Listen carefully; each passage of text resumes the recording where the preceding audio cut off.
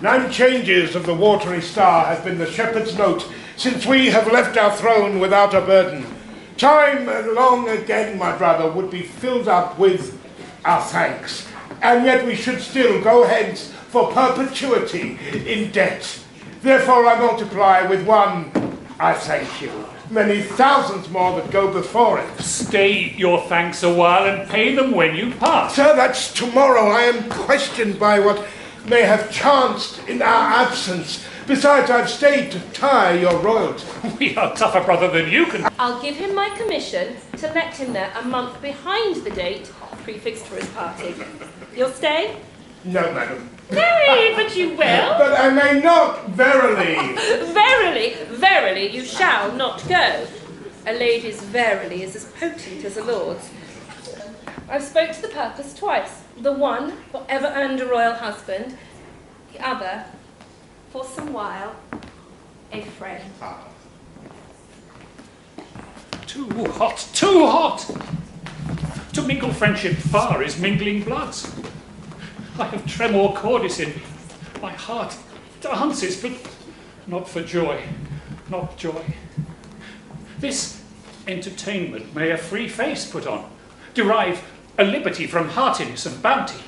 But to be paddling palms and pinching fingers as now they are, and making practised smiles as in a looking glass, and then to sigh, oh, that is entertainment my bosom likes not.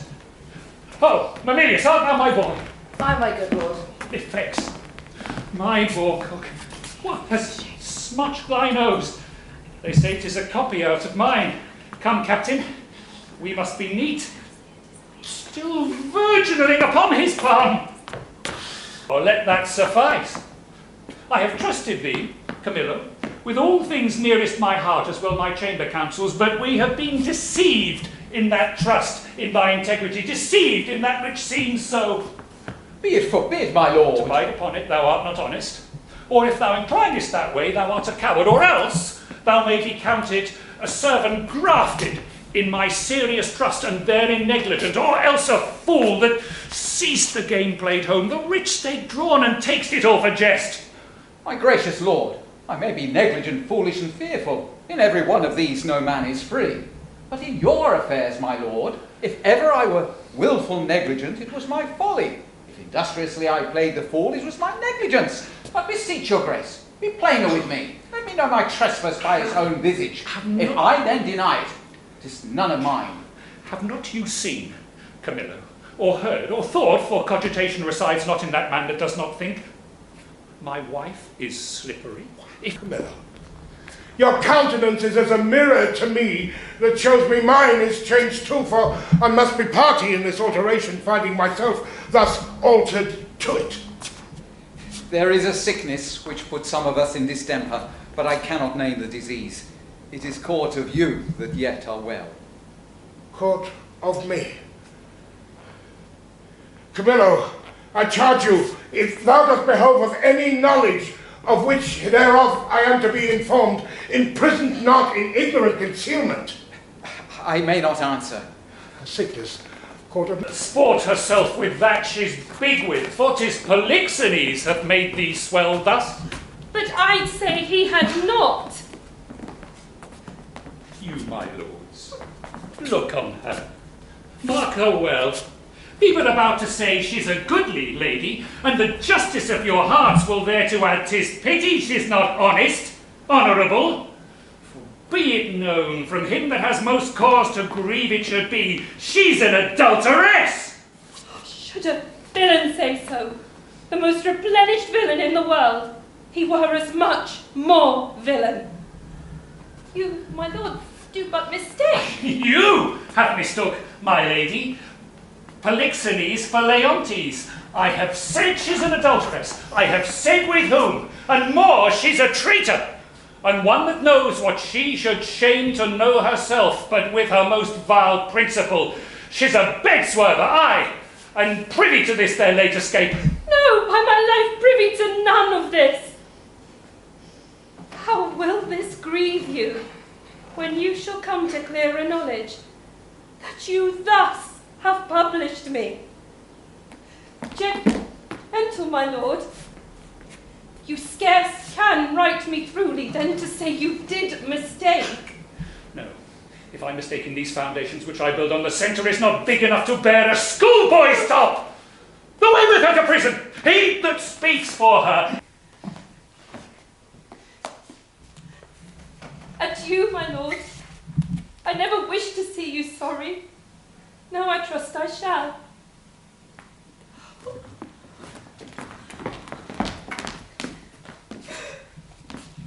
My women come. You have leave. Me, do you not? For a worthy lady, and one whom much I honour. I pray then conduct me to the Queen. Madam, I may not. To the contrary, I have express commandment. Here's a do. To lock up honesty and honour to the access of gentle visitors. Is lawful then to see her women, pray you? Any of them? Emilia. So help me, madam, to put aside this your attendance, I shall bring Amelia forth. Pray then call her. Withdraw yourself. And madam, I must be present at your conference. Which never tender lady hath borne greater. She is something before her time delivered. A boy? A daughter, and a goodly babe, lusty and like to live. The Queen receives much confidences. My poor prisoner, I am innocent as you. Oh, these dangerous, unsafe loons that the King beshrew them. He must be told on it, and he shall. The office becomes a woman best, I'll take it upon me. Pray you, Amelia, conduct my best obedience to the Queen. If she dares trust me with her little babe, I'll show it the King. And thou, good goddess Nature, which hast made it so like to him that got it. Gross hag, and losel thou art worthy to be hanged and will not stay her tongue. Hang all the husbands that cannot do that feat. You'll leave her so hardly one subject. Once more, force her hence. A most unworthy and unnatural lord can do no more. I'll have thee burnt. I care not. It is a heretic that makes the fire, not she which burns in it. I'll not call you tyrant, but this most cruel usage of your queen, your own weak hinged fancy, something savours of tyranny, and will ignoble make you, yea, scandalous to the world. On your allegiance out of the chamber with her, were I a tyrant, where were her life? She durst not call me so if she did know me one. Away with her. Pray you, do not push me, I'll be gone. Look to your babe, my lord. 'Tis yours. Jove send her a better guiding spirit. What needs these hands? You that are thus so tender o'er his follies will never do him good, not one of you. So, farewell. We are gone. Come on, poor babe. Some powerful spirits instruct the kites and ravens to be thy nurses. Wolves and bears, they say, casting their savageness aside, have done like offices of pity. Sir, be prosperous in more than this deed doth require, and a blessing against this cruelty. Fight on thy side. Poor babe. Condemned to loss. Hear thus, if one jot beyond the bound of honour, cry by upon my grave.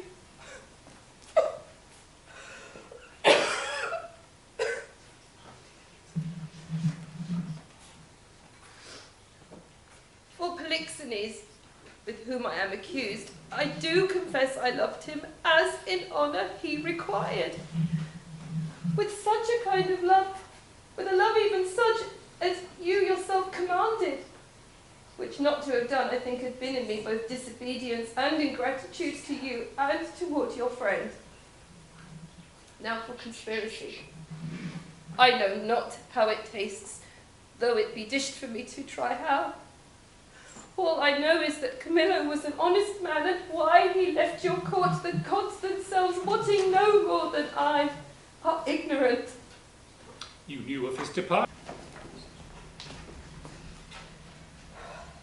Hermione is chaste. Polixenes blameless, Camillo a true subject, Leontes a jealous tyrant, his innocent babe truly begotten, and the king shall live without an heir, if that which is lost be not found. Now blessed be the great Apollo. Oh, praised!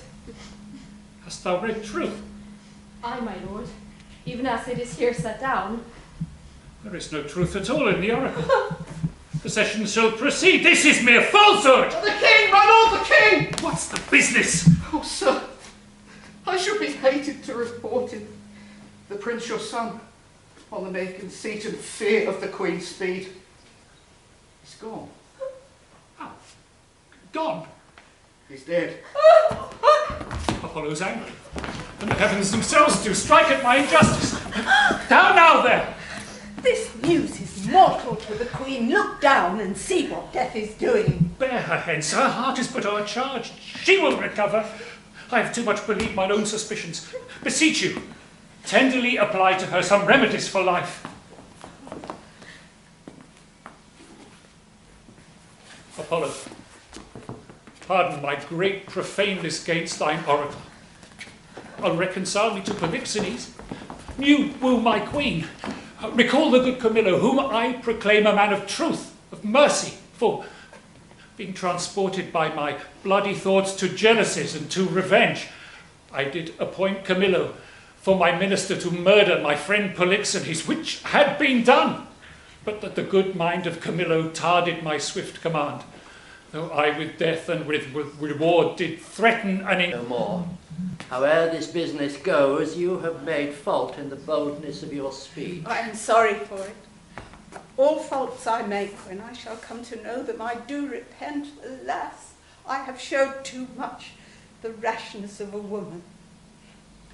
What's gone and what's past help should be past grief.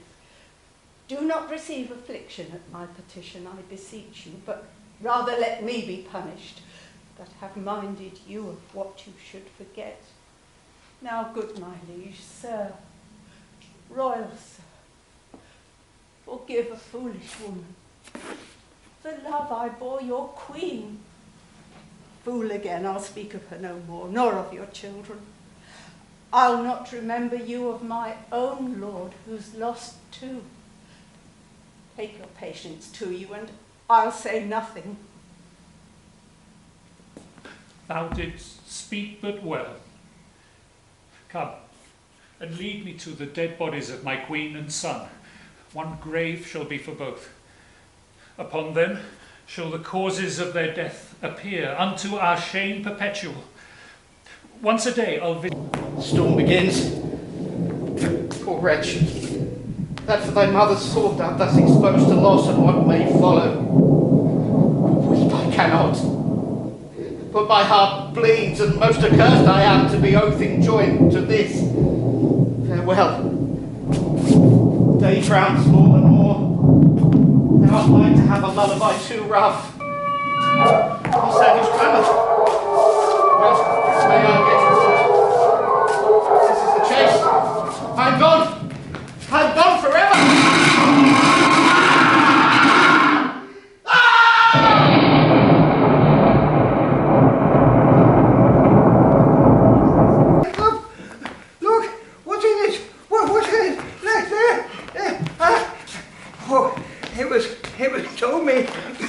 It was told me I'd been raped by the fairies. What's it in, boy? Oh, bring it. What's it in?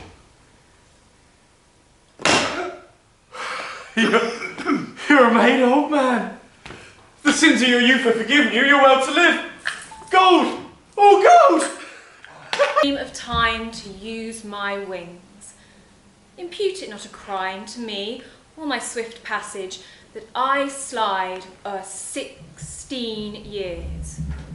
Your patience, this allowing, I turn my glass and give my scene such growing as you had slept between.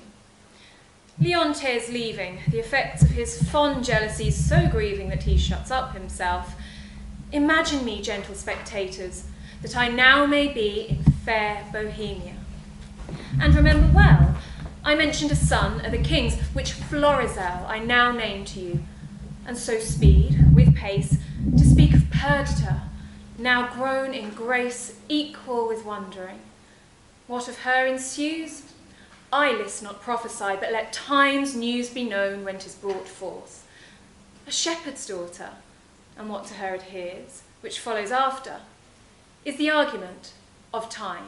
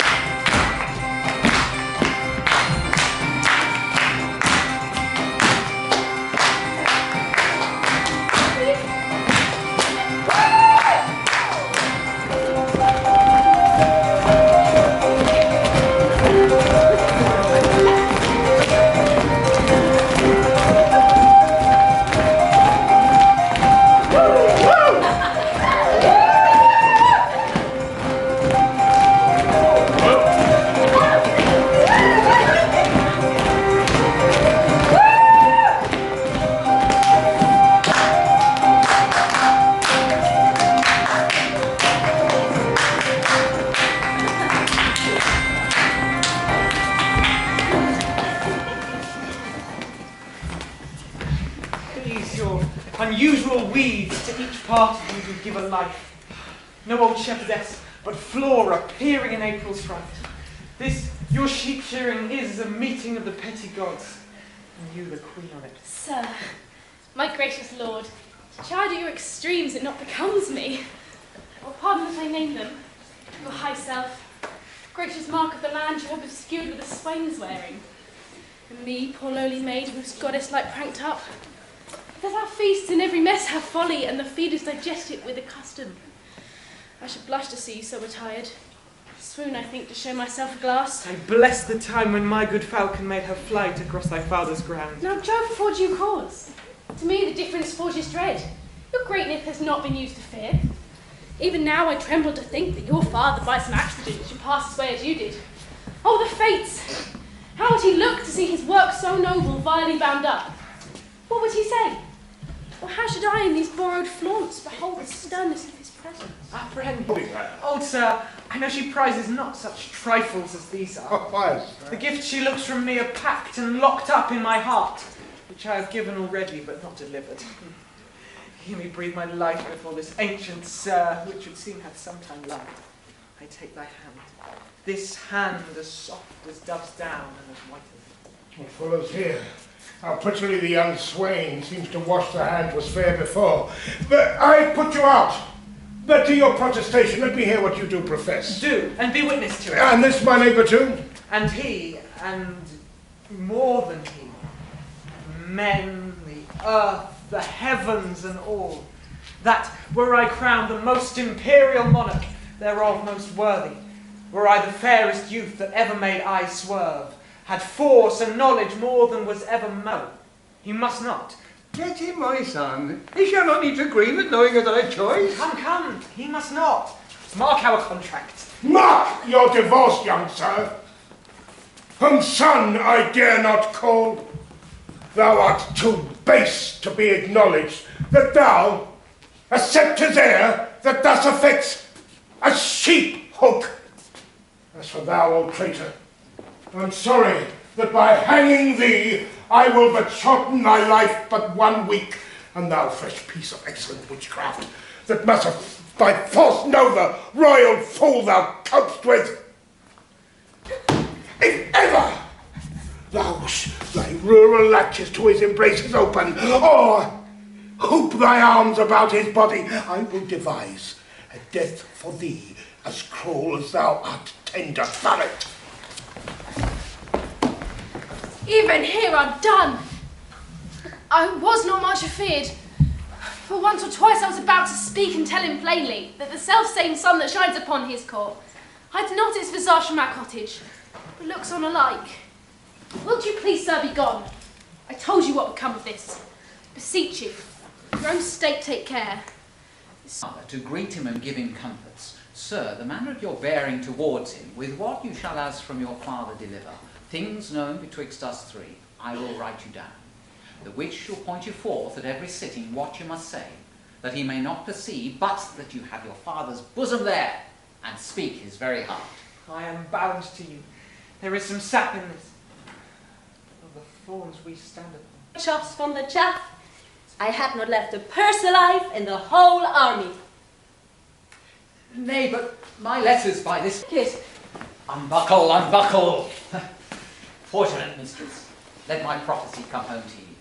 You must retire yourself into some covert. There, take your sweetheart's hat and pluck it o'er your brows. Muffle your face, that you may. therefore I shall not disdain. This cannot be but a great courtier. Her garments are rich, but she wears them not handsomely. She seems all the more noble in being fantastical. A great woman, I'll warrant. There was not a full month between their births. Prithee, no more, cease.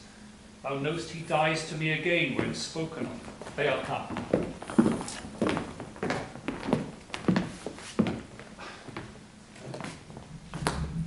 Most dearly welcome. And your fair princess, goddess. Oh, alas, I lost a couple, and then I lost the society, amity, too, of your brave father, whom, though bearing sorrow, I desire my life once more to look on. By his command have I here touched Sicilia, and from him give you all greetings that a king at friend can send his brother. And but infirmity which waits upon worn times hath something seized his wished ability. He had himself the lands and waters twixt your throne and his measured, to look upon you whom he loves. He bade me say so, more than all the sceptres and those that bear them living.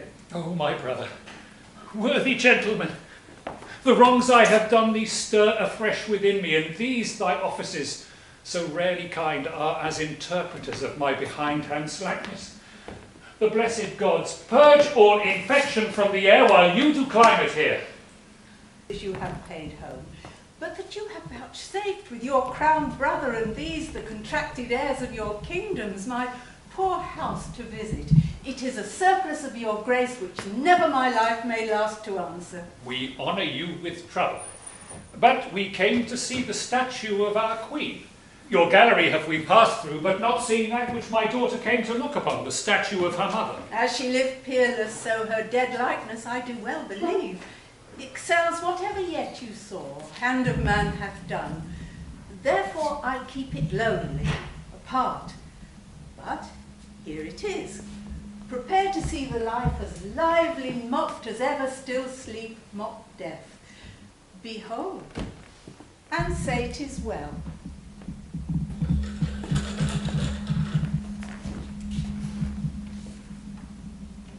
I like your silence.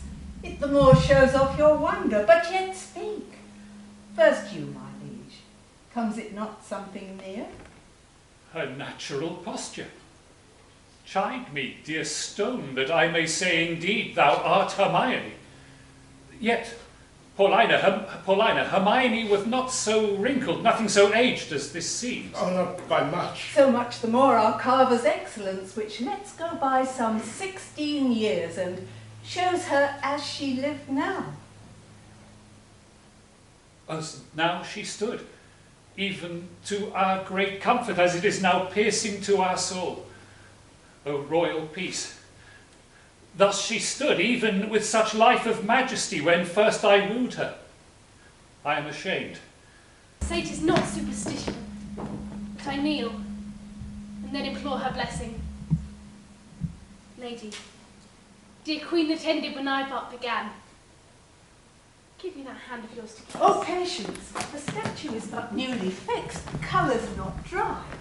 Oh, my brother, let he that was the cause of this have some power to take from... Of you for more amazement. If you can behold it, I'll make the statue move indeed and take you by the hand.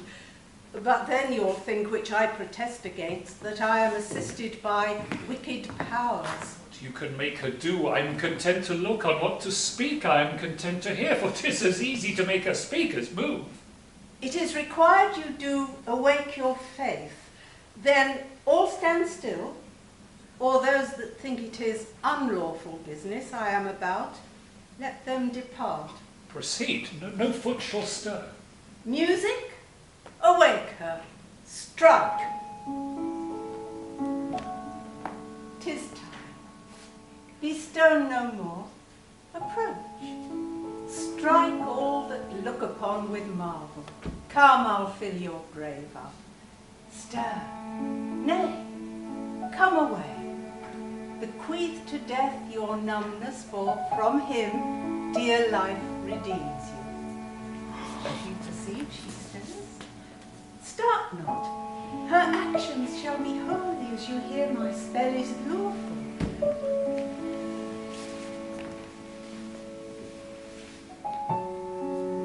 Do not shun her until you see her die again, for then you kill her double. Nay, present your hand. When she was young, you wooed her. Now in age, is she become the suitor? Oh, she's warm. If this be magic, let it be an art lawful as eating. It appears she lives, but yet she speak not. Mark a little while. Please you to interpose, fair madam. Pray your mother's blessing. Turn, good lady. Our Perdita is found.